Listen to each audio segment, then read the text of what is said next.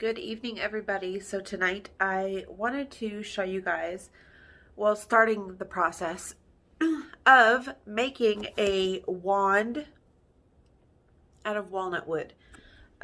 So as you guys know, I went out into the yard and I picked up a bunch of walnut. Walnut, when you get it, it's going to look like this when you find it. It's very dark, very beautiful. This is Tennessee black walnut. And then once you get it sanded down, you get something that looks like this. I have been using both sandpaper and my Dremel tool to sand it down. Obviously, this is going to be filmed over a couple of days. Jexie, get out of there. It's going to be filmed over a couple of days, so I can have it done. But I just wanted to read a little bit about the walnut and its connections to being used as wand wood. I think there are about 10 different wand woods that there are. Let's see. I'll read you guys a few. There is rowan. There is English oak, Scots pine, wych elm, beech, yew, walnut, hawthorn, and that's it.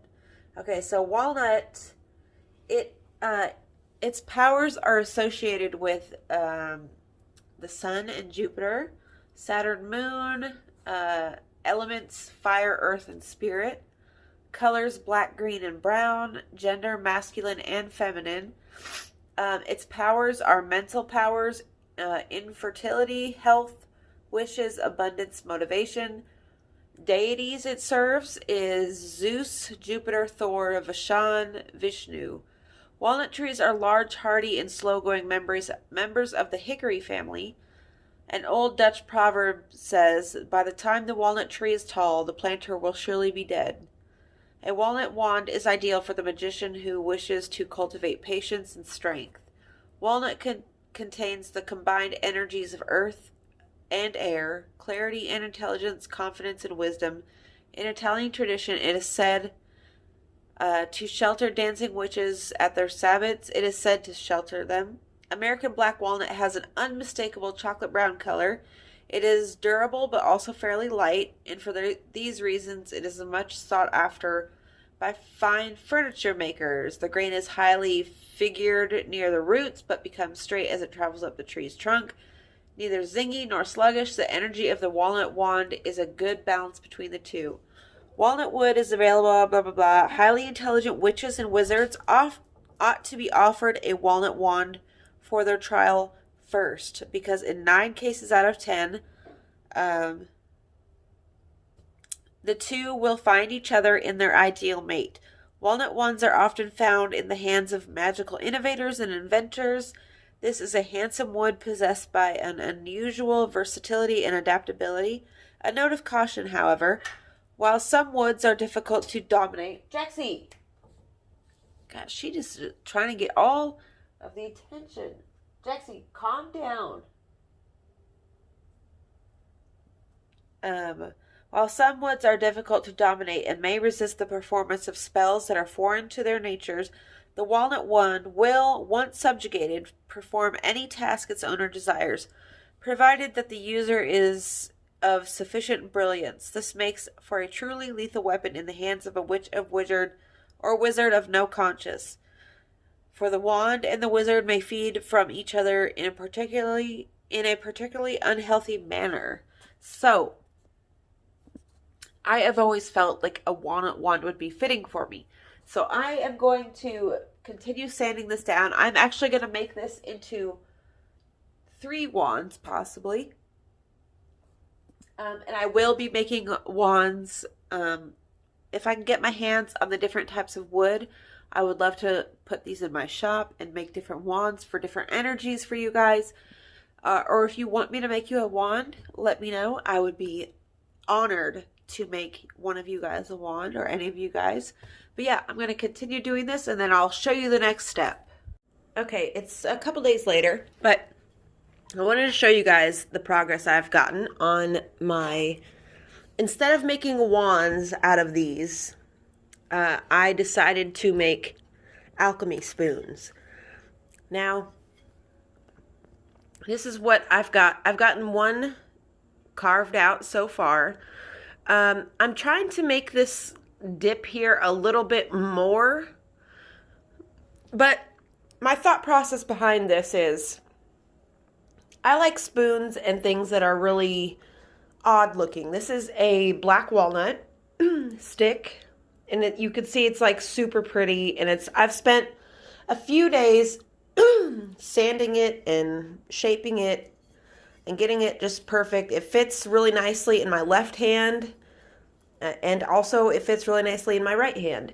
But my thought process behind it is every time I go to make incense, I never need a whole ton of herbs. And usually my spoons like these down here it's too big. There's like too much space there for what I'm trying to do. And so my thought process is I could use this as both a wand and a alchemy spoon, to where I can measure the right amount of ingredients that I want. So I'm going to sit here and continue to work on these. I have these tools right here, these wood cutter tools, wood carving chisel set that I bought from some store I went to with Mark. And they're actually really helpful. I'm using that in my Dremel tool.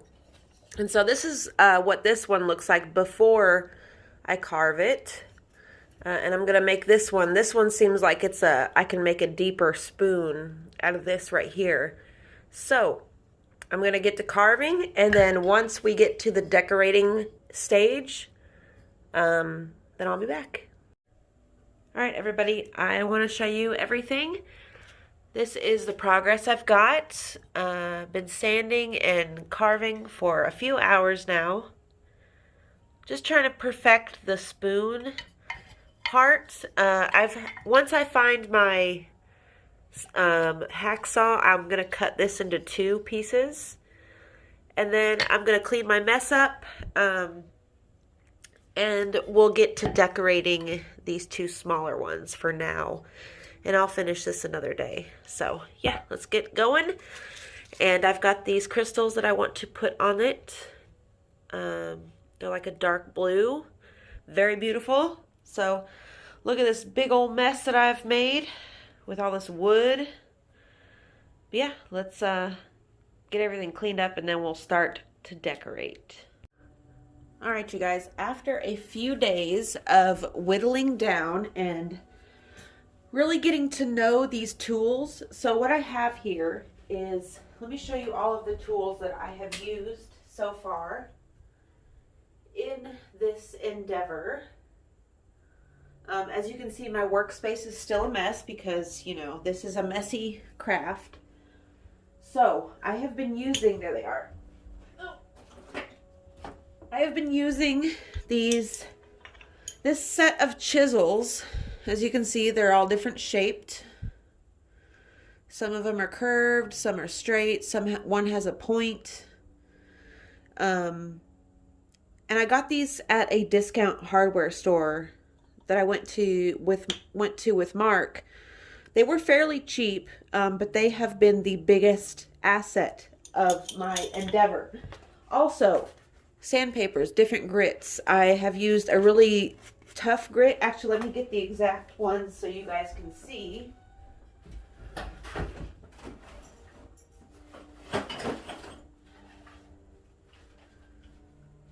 So I have this sandpaper here, this Craftsman sandpaper that you can get in the tool aisle in Lowe's, like where they sell all the power tools. It will be like on the back shelf. But I get these I have a 120 grit fine, an 80 grit So the lower your number gets, the coarser the grit. And then I also have this one right here, which is a super fine grit. It's like a finishing sanding one. Okay, and so you guys remember this. This is the spoon right here. And they're not really the shapes that I wanted. So I sat for the last 2 days, you guys, and whittled it down, whittled the other end to look like this. You can see I have already burned runes into it. All of these runes are for like imagination, creativity, inner strength, because the associations with the walnut wood are all of the runes that I used. And so I've really gotten to know and work with this wood and figure out how to best craft it. And so you can see the difference in my crafts here. Like they are so, and this is just a couple of days work, really getting to know the wood through the sand and through the chisels and all of that. And also I used my Dremel tool. My Dremel tool has been a huge asset in this endeavor as well. So I'm going to get this video up for you guys. And from this point, you really can decorate them however you want. I plan to drill a hole here, put in some kind of like decoration, like a focal point, so I can hang things off of it. Kind of like I showed you guys the other one. But yeah, I have actually, you guys can see here, this piece of cedar that I got from a branch in the backyard. I have a big old cedar tree in the backyard. It looks like it hasn't been pruned or touched in years. And so I went back there and I took a few branches out. And this will make a perfect spoon. And the color of the wood, you guys, the color is, you can't beat it. You cannot beat, I mean, it's so freaking pretty. Like, isn't that beautiful? Just the color and the graining. But I was reading up on cedar wood and how the grain is irregular. So like the one wrong cut, or if you put too much pressure on something, it's going to crack. So I've got to be really careful. So I'm really trying to get the practice out and get to know this craft, because this is a fairly new craft. I've only recently begun to work with actual chisels. Before that, I was just sanding things and like using like sharp tools to get excess pieces out. But this makes it a lot nicer. And with the chisels, if you get some of these, you can see the back is slanted. So you want to use it kind of at a slant like this. So you kind of want to make a dip motion with your hand. And that will easily, like you don't need to put a bunch of pressure on these. At first I thought you had to do that.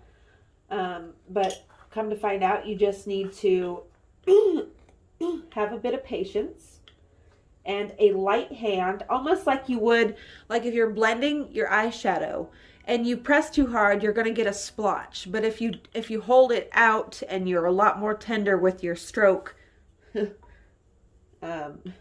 sorry, my 12-year-old imagination.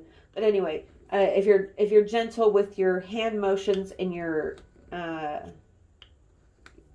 pressure, you really can craft a very beautiful piece very easily, actually. And really the most work, like you shape it with the chisel or whatever tool you have, and then you sand your ass off. Your arms and your back and your body will be sore from sanding. Unless you use the Dremel tool exclusively, which I don't think you can, because you have to get in these really tight spots to sand. And in that case, you could see I just rip off little corners and kind of wrap it around my finger and just like do this motion. And that seems to work fairly easily. So I hope you guys enjoyed this whole process of making these spoons from, raw stick to finished product. I'll be posting some of these, every one that I do, I'll be posting on my Instagram. So I hope you guys enjoyed this, and I will see you in the next video. Bye.